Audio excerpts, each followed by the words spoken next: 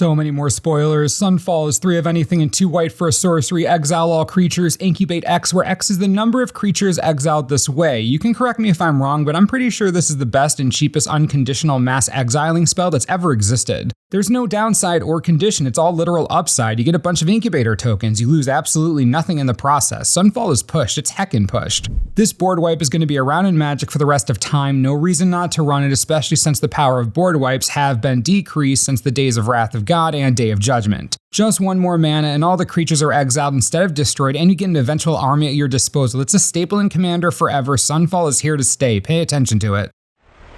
Invasion of Arcavios is 3 of anything and 2 blue for a 7 counter siege battle. Wow, that's a lot. When it enters the battlefield, search your library, graveyard, and or outside the game for an instant or sorcery card you own, reveal it, and put it into your hand. If you search your library this way, shuffle. An outrageously powerful tutor on the front face, it covers all the bases, library, graveyard, sideboard, giving you everything you want for 5 mana at sorcery speed, but it has 7 counters. It must transform into something good when it's defeated. Invocation of the Founders is an enchantment. Whenever you cast an instant or sorcery spell from your hand, you may copy that spell. You may choose new targets for the copy. Well, hot dang, I guess I get why it's so friggin' expensive to both cast and flip. An enchantment that duplicates all your instant sorceries, that's supremely powerful. If you're looking for ways to quickly flip this and get to your bomb enchantment, March of the Machine is coming with plenty of options. Render Inert and Tandem Takedown, both fantastic choices if you're putting a deck together built around the invocation. You could also go for Ether Snap, pretty spicy, but probably my favorite interaction is with Chain of Plasma. While you do assign someone to protect the battle, you do still own the permanent yourself, so you can Chain of Plasma the heck out of it, discard a card, chain it again, you get the idea. Now what you decide to do with your duplicating enchantment is all up to you. These are just some ideas to get you to the promised land. Ayara, Widow of the Realm, is 1 of anything and 2 black for a 3/3 legendary creature elf noble. You can tap it and sacrifice another creature or artifact, and Ayara deals X damage to target opponent or battle, and you gain X life, where X is the sacrifice permanent's mana value. You can also pay 5 of anything and 1 Phyrexian red mana to transform Ayara only as a sorcery. Ayara then becomes the Furnace Queen, great name, a 4/4 legendary creature Phyrexian elf noble. At the beginning of combat on your turn, return up to 1 target artifact or creature card from your graveyard to the battlefield. It gains haste, exile it at the beginning of the next end step. There are 2 things I love about this card. The first is the artwork. Look at that artwork, and in the special showcase versions. All of these are fantastic, just 10 out of 10 amazing. The second thing, Ayara's front face synergizes with the back really well. You have your giant creatures or artifacts, you sacrifice them to Ayara's ability, you transform Ayara, you bring them back. Now what's extra interesting about the back face, that last sentence, exile it at the beginning of the next end step, not when it leaves the battlefield, which is what most of the cards like this usually do. There are some shenanigans there. This is a sick card. Glistening Deluge is 1 of anything and 2 black for a sorcery. All creatures get -1/-1 until end of turn. Creatures that are green and or white get an additional -2/-2 until end of turn. Absolutely amazing sideboard card against knights. Even the Infect aggro decks running around, this hits a lot of their threats, not all, but a lot. Great sideboard card for standard, will 100% see play in black mid-range and control variants. Really anything slower than knights, to be honest. Invasion of Innistrad is 2 of anything and 2 black for a 5 counter siege battle with flash. When it enters the battlefield, target creature an opponent controls gets -13/-13 until end of turn. Well, isn't that just aggressively rude? I love that it has flash. I love it so much. It adds a lot of playability to the card. Downs any god or anything with indestructible. Amazing nod to Tragic Slip here. Flash seriously makes this card good.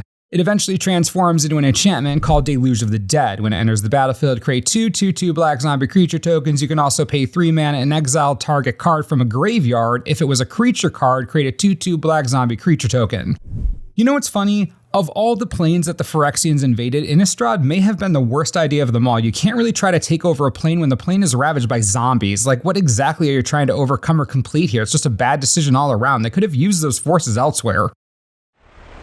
Vorinclex is 3 of anything and 2 green for a 6/6 legendary creature Phyrexian Praetor with Trample and Reach. When it enters the battlefield, search your library for up to 2 forest cards, reveal them, put them into your hand, then shuffle. This means you can get Dryad Arbor, so I'm in. They don't need to be basic lands, that's very nice. You can also pay 6 of anything and 2 green to exile Vorinclex, then return it to the battlefield transformed under its owner's control, activate only as a sorcery. It becomes the Grand Evolution, an enchantment saga. On Chapter 1, mill 10 cards, put up to 2 creature cards from among the milled cards onto the battlefield. Alright.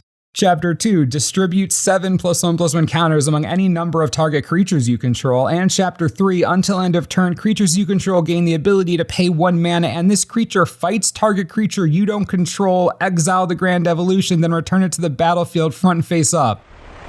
Sure, Wizards, sure. Vorinclex might be the quintessential creature support card. Could be one of the most powerful creature cards ever printed, if I'm being honest. Look at the front face alone for a second. It's a 5-mana 6/6 with trample and reach. That's absurd on the face of it. Top of an aggro curve, easy, no problem. Absolute savage stat line for combat. And it gets you 2 non-basic forests, so it can fix for you in any combination of colors you need. And yes, 8 mana is a lot of mana. It's a lot of mana. But do you know why this ability is so much mana? Because it's broken. This might be a win more type card when you flip it, but who cares? You get 2 free reanimates, you get 7 counters. Then your whole board can fight the rest of the board, and Vorinclex flips back, and you get 2 more non-basic forests. What a giant card. Can't wait to find a place for it. You know, with all this milling, maybe something like Cathril Aspect Warper. I'll have to think on this.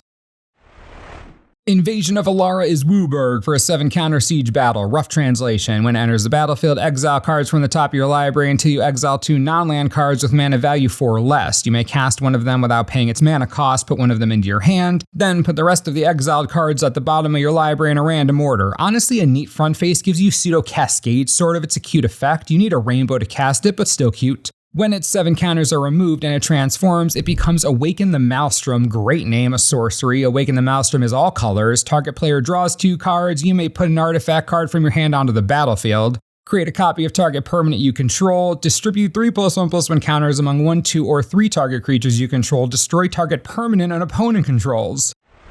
There's no denying the card is powerful. Awaken the Maelstrom gives you a million different abilities, and the front face essentially lets you pseudo-tutor for 2 cards. Playing the front face might not be difficult for some strategies, especially in Commander, but 7 counters is a lot. It might take some work to flip this unless you're using a deck that specifically cares about efficiently flipping battles. If you can do that, Awaken the Maelstrom is easily one of the most powerful battles in the entire set. It does so much work in a single sorcery. It's like a 5-color mini ultimatum. I love it.